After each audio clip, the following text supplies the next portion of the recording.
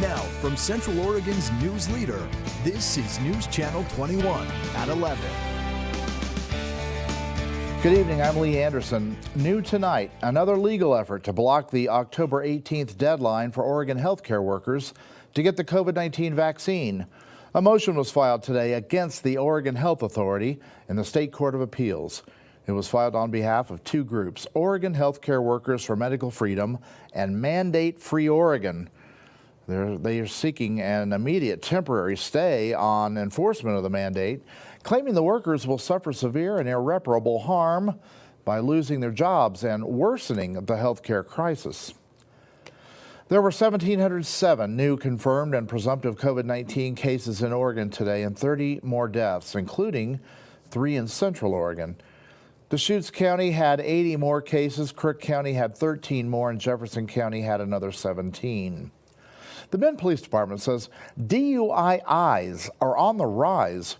This comes after Bend Police responded to 3 crashes and arrested 3 alleged drunk drivers within 4 hours of each other over the weekend. Alec Nolan has been working this story tonight. He has the details now. Alec? Lee, for a variety of reasons, including the pandemic, DUI arrests were down in 2020, but the department says this year it's already surpassed that number. I went for a ride along with one of the enforcement officers earlier today to understand how he's helping combat the issue.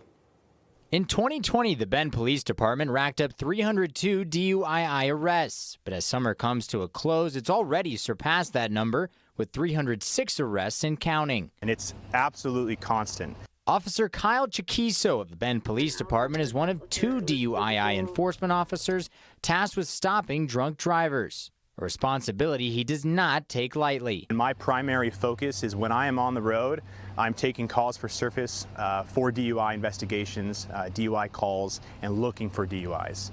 After a weekend that saw 3 DUI arrests within just 4 hours, Chiquiso says the department's greatest allies are you and me when it comes to tracking down drunk drivers.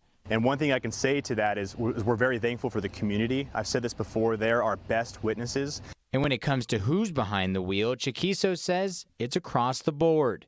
All different kinds of age group, coming from bars, coming from sporting events, coming from house parties. I mean, you name it. I mean, we get DUIs at 8 in the morning, 2 in the morning, midnight, any time of the day. He says the enforcement team focuses on what he calls the totality of observations. When you combine them or you see other indicators of impairment, you take those as a whole and you stop the person on a traffic stop based on those violations, and you start to get an odor of alcohol, bloodshot watery eyes, you have slurred speech or one of those, you can start an investigation.